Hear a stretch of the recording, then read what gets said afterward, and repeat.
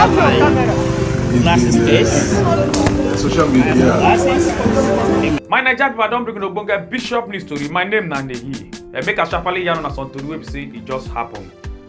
One Nigerian man wey name be Samuel don come dey cry for justice say get this Nigerian police officer wey beat am come wunjure all im body well as dem come rush am take go hospital. As im come dey talk, say the police officer dey tell am say im go poof and bury am and inspector general of police no go fit do anything. As im come dey talk, say im sharply rush the matter take go one police station for inside Lagos State and dem no do anything about am.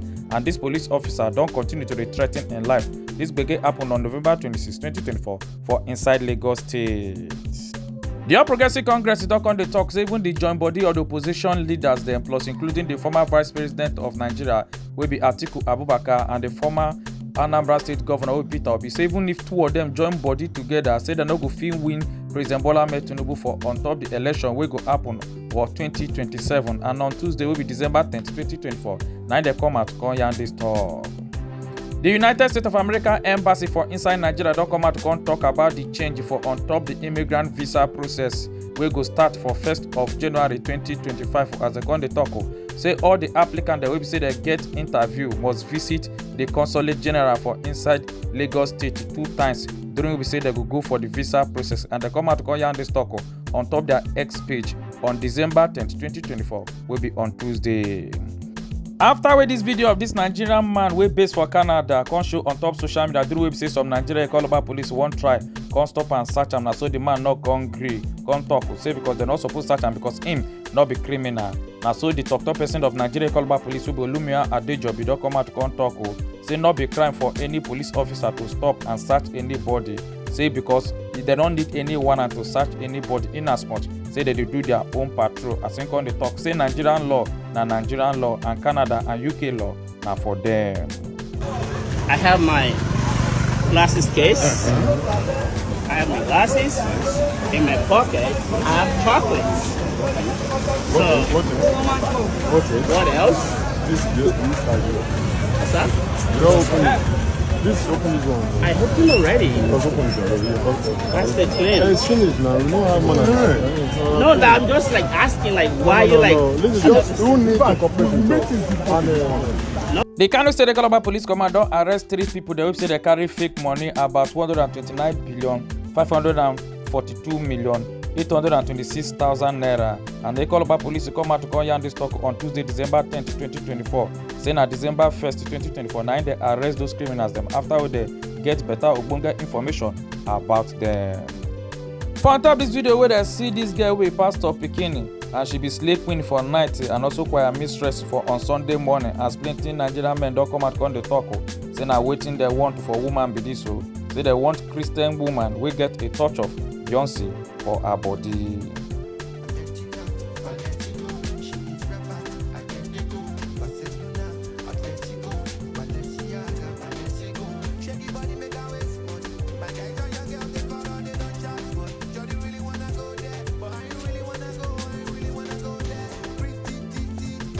The federal government don come talk say they don comot hand as they come stop the foundation ceremony for the proposed Osun State International Airport for inside Ede after wey the Minister of Aviation and Aerospace Development wey be Festo Kayamo request for am.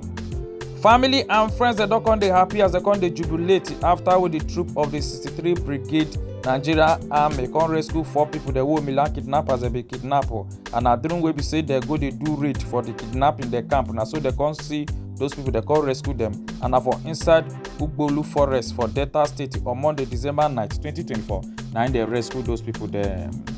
The Edo State All Progressive Congress chairman don come out to come defend the Edo State governor wey be Monday Okpobelo after we be say in dey shaking and in no fit pronounce the amount wey dey for the Edo State 2025 budget.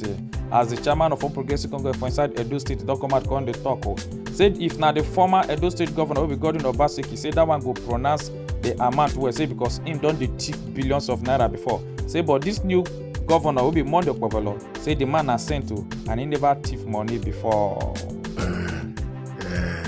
Budget presentation about mistake on 650 billion and the rest of it. It's a normal thing. Zuma made such mistakes and a lot of people make such mistakes. I don't know figures. You see, That is how to know original and innocent people. Obaseki will not make such mistakes because he has stolen billions before. They don't close down the Nnamdi Azikiwe International Airport wey dey for inside Abuja after one plane dey run comot for the wrong way. As the con talk say they never carry the plane take comot for inside the place where e run enter. Say na im make them come close down the airport for now. The German president will be Frank Walter Steinmeier don come land for inside Nigeria for 3 days official visit for inside Nigeria from December 10th go reach December 12th, and according to the German embassy for inside Abuja, na they come out come yarn this talk.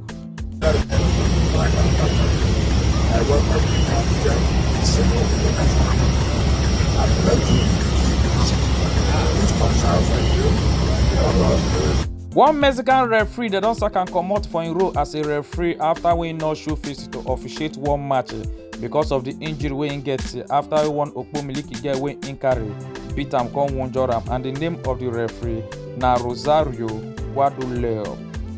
This na Bishop News O'Clock. My name na Nehi. Make una enjoy your day.